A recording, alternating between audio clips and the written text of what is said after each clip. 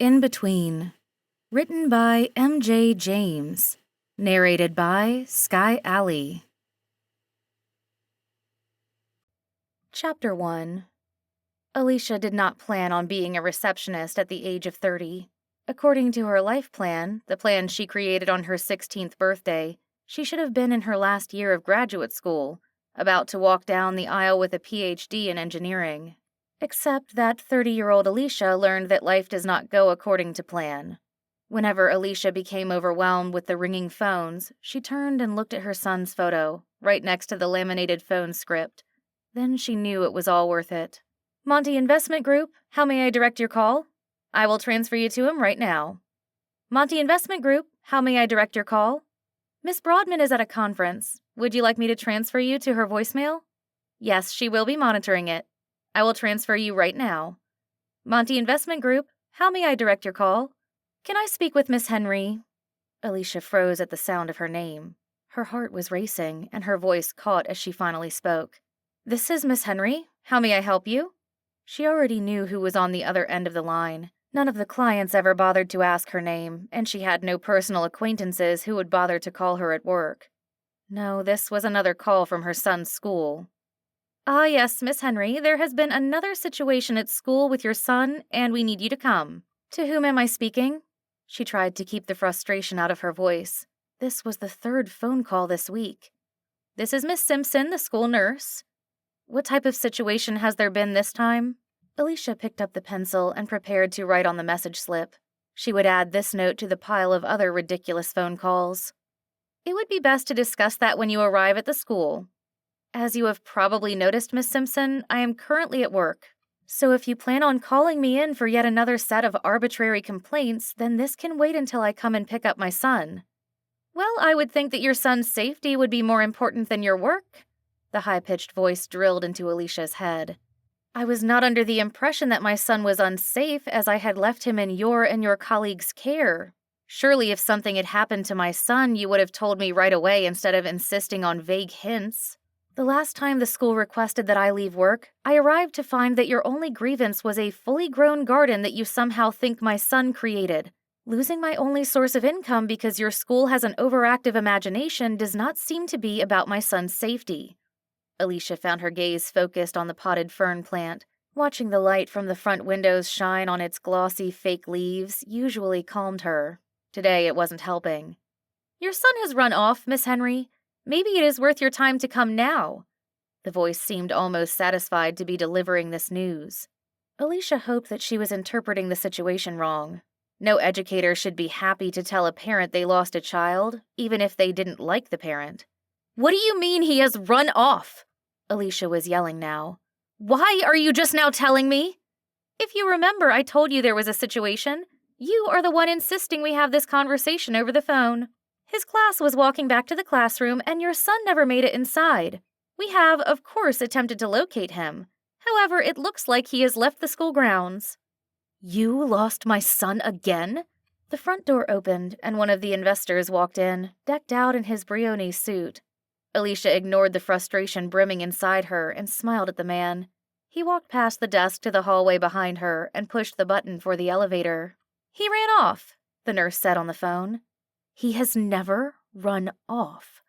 Alicia tried to keep her voice low and professional so it would not carry to the elevator. "However, you seem incapable of knowing where he is.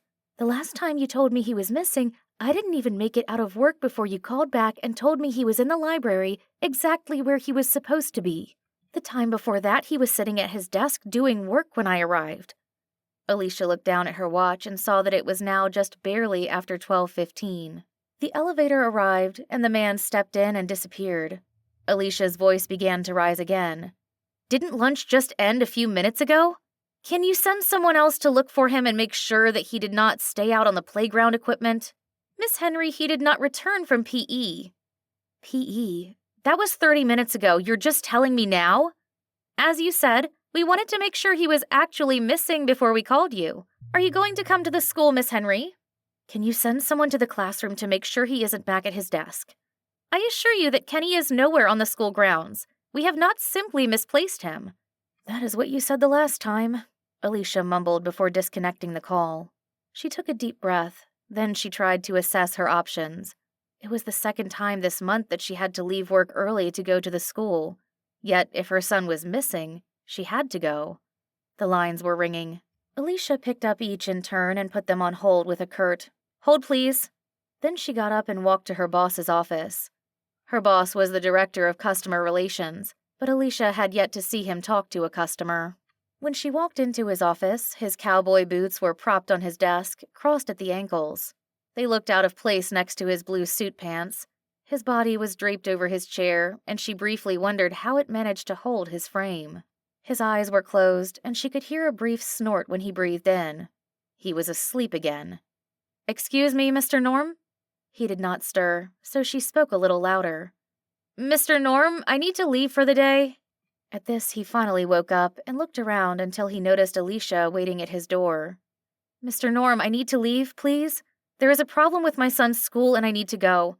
I took care of all of the filing and the records. I will put the phones on voicemail and I will check it first thing when I arrive tomorrow." "You need to leave again? This is the problem with hiring a woman who has a child. They never seem to take their work seriously." Alicia was tired of being ripped in two.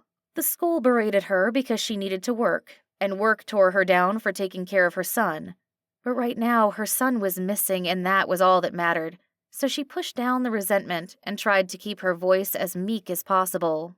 "I'm sorry, but the school just called to tell me that my son is missing. They do not know where he is." "Will he appear if you go to his school?"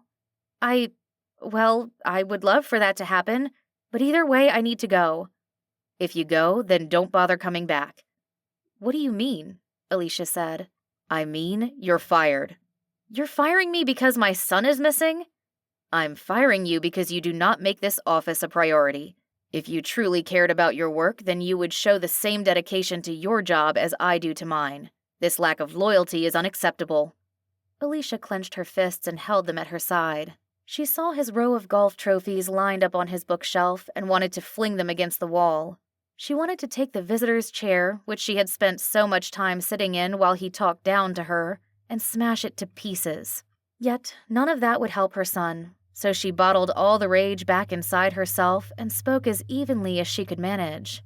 "Fine, I will be by tomorrow to pick up my last check." "Don't bother. I will have it mailed to your house." Alicia turned around, grabbed her purse, and did not even bother taking the phone calls off hold or turning on the voicemail. Mr. Loyal to his job can figure out how to do it all on his own.